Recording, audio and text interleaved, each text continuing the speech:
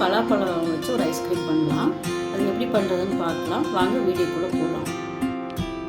பாருங்கன்னு பலாப்பழ ஐஸ்கிரீமுக்கு ஒரு 20 பலாப்பழ சொலை எடுத்திருக்கேன்.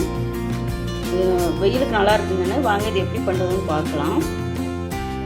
கடாயை வச்சுட்டேன், நல்லா சூடாகிடுச்சு.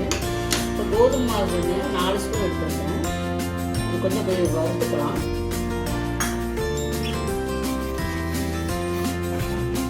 சிம்மில் வச்சு வறுத்துக்கலாம்.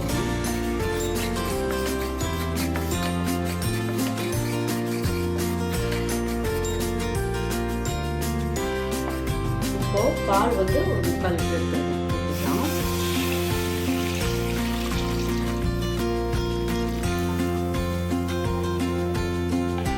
இதை நல்லா கரைச்சிருங்க.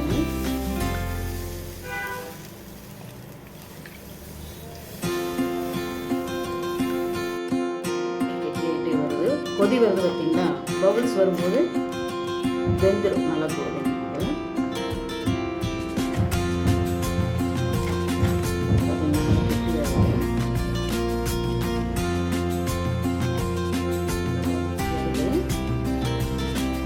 நல்லா கலக்கிக்கணும். இந்த டைம் சர்க்கரை 1 கப் எடுத்துருக்கேன்.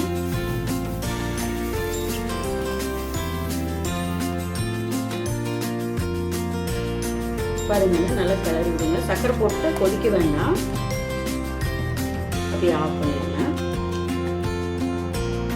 நல்லா ஆறணுங்க, ஆறட்டும். இப்போ பலாப்பழம் எடுத்து வச்சுருந்ததுங்க, அதை எடுத்து இல்லை நல்லா அரைச்சிட்டு வந்துடலாம்.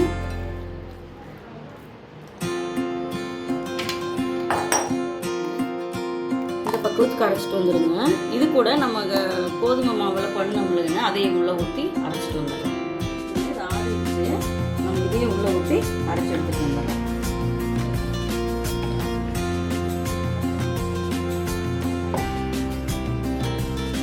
நல்லா அரைச்சிட்டு வந்துட்டேன். இந்த மாதிரி அரைச்சிக்கணும். இதில் பால் பவுடர், மில்க் மேடு எதுவுமே கலக்கலைதுங்க. இப்போ ஏர்டைட் பாக்ஸில் ஊற்றி வச்சிடலாம். ஊற்றி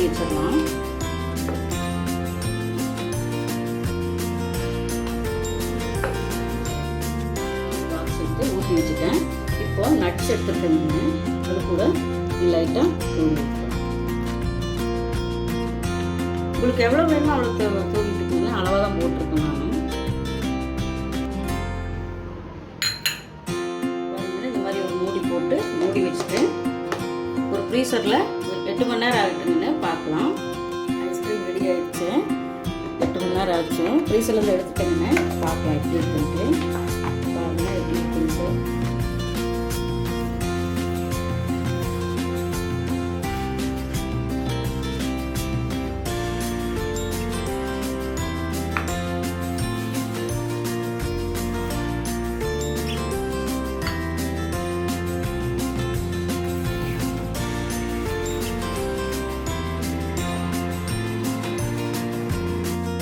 பலாப்பழ ஐஸ்கிரீம் ரெடி ஆயிடுச்சு. பாருங்கள், எவ்வளோ சூப்பராக வந்திருக்கு. வீட்டில் இருக்க பொருளை வச்சு பண்ணியிருக்கோம். நீங்களும் வீட்டில் ட்ரை பண்ணி பாருங்கள். லைக் பண்ணுங்கள், ஷேர் பண்ணுங்கள், கமெண்ட் பண்ணுங்கள், சப்ஸ்கிரைப் பண்ணுங்கப்பா. பாய்.